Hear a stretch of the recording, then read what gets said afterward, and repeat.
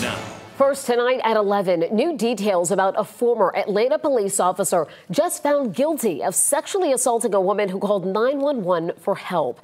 This is the second APD officer charged or convicted in a sexual assault case in just the last month. So tonight we're digging into what happened and the potential impacts on the department. 11 Alive's Don White spoke with the DA's office and a criminologist. She joins us live in the studio. So Don, you learned some disturbing details, right?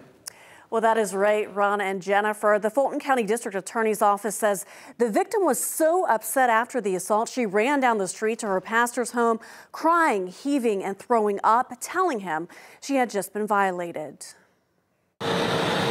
Police officers take an oath to protect and serve, but now a former Atlanta police officer is convicted of doing the opposite. Fulton County District Attorney Fonnie Willis announced Wednesday ex-officer Howard Portis is convicted of 1 count of aggravated sodomy and 1 count of violation of oath. The DA's office says Portis deactivated his body camera once inside the victim's home, physically forced her to perform sex acts on him, and then offered the woman $250 for sex in March 2021. Unfortunately, there are individuals that should have never been cops.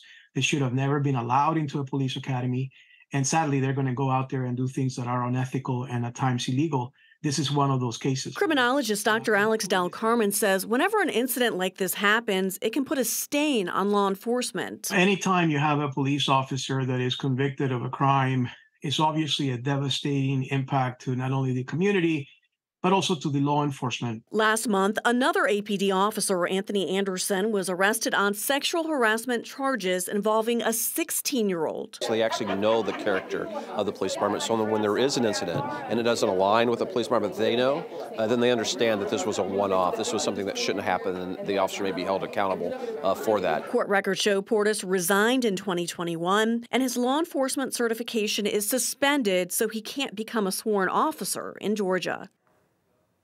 Sentencing is scheduled for November 20th. Portis has a second indictment in state court for a pattern of deactivating his body camera before making sexual advances. All right.